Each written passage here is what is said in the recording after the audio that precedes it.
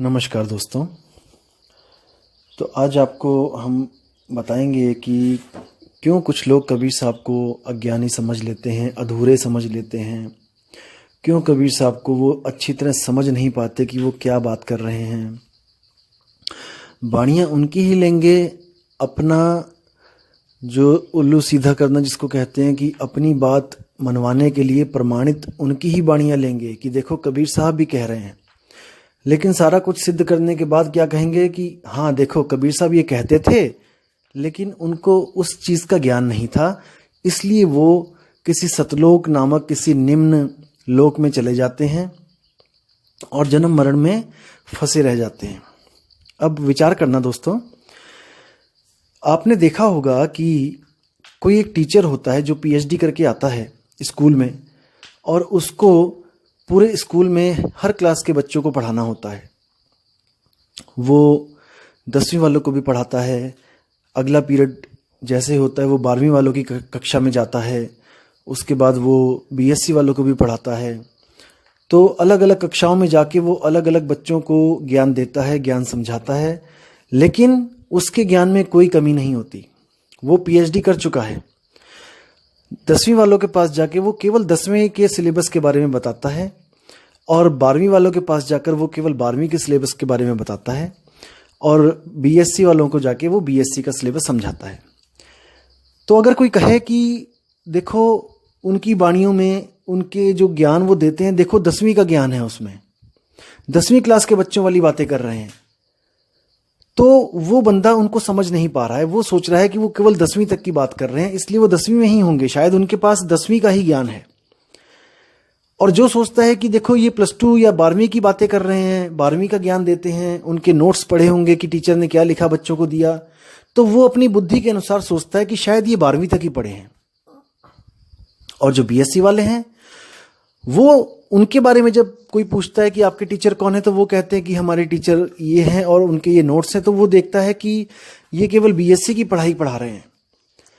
हालांकि आपको भी पता है कि जो टीचर होता है वो पूर्ण होता है, और वो हर बच्चे को उसी के लेवल की बुद्धि के अनुसार पढ़ाता है। अगर कोई टीचर फर्स्ट क्लास के बच्चे को जाके 10वीं क्लास की पढ़ाई कराने लग जाए, तो वो आपको भी पता है कि वो समझ नहीं सकता। इन महाशय के साथ भी कुछ ऐसा ही अनहोनी घटना हो गई है, जो ये समझ नहीं पा रहे हैं कि कबीर साहब किसकी बात कर रहे हैं, कहाँ की बात कर रहे हैं। क्योंकि देखो धर्मदास की जो बुद्धि थी वो कहाँ तक काम करती थी। धर्मदास मूर्ति पूजा करते थे। आपको भी पता है कि धर्मदास और उनकी पत्नी जो थी वो मूर्ति पूजा करते थे। अब एक मूर्ति पूजक को तुम जाकर आत्मा परमात्मा की बात करोगे तो वो कभी नहीं समझ सकता, वो कभी नहीं जान सकता, क्योंकि उसको जो पुराने पंडितों ने, पुराने जो ऋषि मुनियों ने घोटा पिला रखा था कि ऐसे एक स्वर्ग होता है, वहां पर इंद्र होता है, और ये कृष्ण जी होते हैं, ये राम जी होते हैं, ये ऐसे पैदा हुए, ये ऐसे आए इस दुनिया में, ये लीला रची। तो इतना कुछ उनके दिमाग में भरा हुआ था कि वो आत्मा परमात्मा की बातों को नहीं समझ सकते थे। इसलिए कबीर साहब ने उनके ज्ञान को खट्टा करने के लिए, उनके ज्ञान को, जो उनको ज्ञान पढ़ा रखा था, जो रंग रखा था, उस रंग को फीका करने के लिए कबीर साहब ने एक कहानी की रचना करी।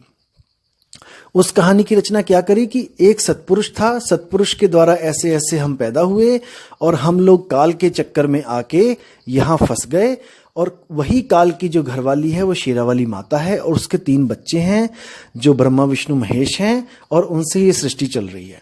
और यही 5 हम सबको फंसाने के लिए ही ये सारी लीला करते हैं।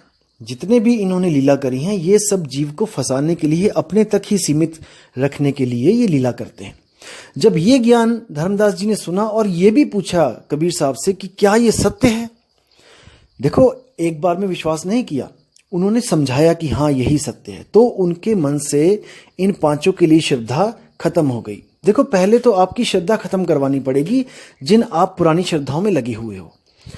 अब ये तो हो गई ये कहानी जो धर्मदास की श्रद्धा खत्म करने के लिए बताई गई, क्योंकि धर्मदास के पास इतना विवेक नहीं था कि वो आत्मा और परमात्मा को समझ सके। क्योंकि अगर इतना विवेकी होता तो पत्थरों को पूछता ही ना, वो पत्थरों की तरफ देखता ही ना। उसको पता होना चाहिए था कि जड़ और चेतन में क्या फर्क है। पत्थर निर्जीव है, पत्थर तो अपनी सफाई खुद भी नहीं कर सकता। आप मूर्ति बना लो, उसकी भी सफाई एक चेतन आत्मा से ही करवाई जाती है। एक चेतन जीव से ही करवाई जाती है। इसलिए इन महाशय ने क्या सोचा कि सतलोक जो है वो वही लोक है जहां से कबीर साहब आते हैं।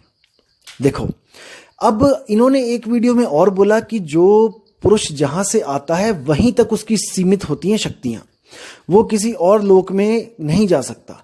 जहां से जो पीर फकीर आया है जिस लोक में, वो उसी लोक की वाणी कथेगा और अपने ही लोक तक वो लेके जाएगा। अब सोचो, अगर कबीर साहब केवल सतलोक से आए हैं, जो इसके कहने के अनुसार जो निम्न लोक है, तो कबीर साहब की वाणियों में अलख लोक, अगम लोक, अनामी लोक के पुरुषों की व्याख्या क्यों है कि वहां पर जाओगे, सतलोक तक जाओगे तो इतने करोड़ सूर्य का प्रकाश होगा, आगे अलख लोक में जाओगे तो अरबों सूर्य का होगा, आगे लोक में जाओगे खरबों सूर्य का होगा। क्या कबीर साहब वहां गए हैं? क्या कबीर साहब ने वहां जाके अलग अलग पुरुषों को देखा है? अगर उन्होंने पुरुषों को देखा है जो आगे से आगे और ज्यादा खरबों अरबों सूरज के जो है समान प्रकाशित है, तो वो वापस सतलोक में क्यों आएंगे? क्योंकि सतलोक से ज्यादा तो अलख लोक में सूरज चमक रहे हैं, उससे ज्यादा तो अकह लोक में चमक रहे हैं, अनामी लोक में चमक रहे हैं। तो कोई अपनी आत्मा के साथ इतना बड़ा धोखा कैसे कर सकता है कि वो अच्छी वस्तु छोड़ के घटिया लोक में आ जाए? आप खुद सोचिए, आपके पास मौका है कोई भी चीज लेने का बाजार से, आप अच्छी चीज लेके आओगे कि घटिया चीज लेके आओगे, और परख करने के बाद आपको पता भी लग गया कि ये आदमी घटिया चीज दे रहा है, तो क्या आप उस चीज को आप उसको एक्सेप्ट करोगे? कभी नहीं करोगे। तो इसकी बुद्धि जो है वहीं तक चल रही है जहां तक ये चलाना चाहता है। जहां तो इसको लगता है कि आत्मज्ञान के कुछ प्रमाण देने चाहिए, वहां तो ये कबीर साहब की वाणियां आपको प्रमाणित कर देता है कि देखो कबीर साहब कह रहे हैं कि आत्मा के बारे में ऐसे ऐसे कह रहे हैं। लेकिन क्योंकि इसको स्वयं को सिद्ध करना है और बाकियों को नकली बताना है, इसलिए ये उनकी 10वीं क्लास की जो वाणियां हैं उस टीचर की, वो वाणियां दिखा देता है कि देखो ये कबीर साहब की वाणियां ये कह रही हैं।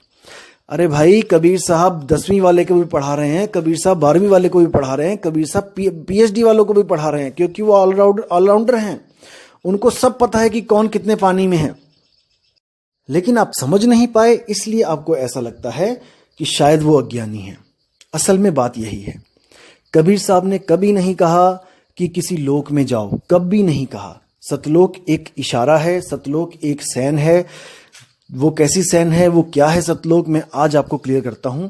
सतलोक, लोक क्या होता है? जहां पर कोई भी निवास करता है वही लोक होता है। और सत्य क्या होता है? जो कभी खंडित नहीं होता, जो कभी खत्म नहीं होता, जो शाश्वत है। जब हम सुरती की बात करते हैं तो सुरती इस वक्त 3 लोक में उलझी पड़ी है। 3 लोक का मतलब क्या है? ये सूरज चांद सितारे नहीं, ये शरीर है।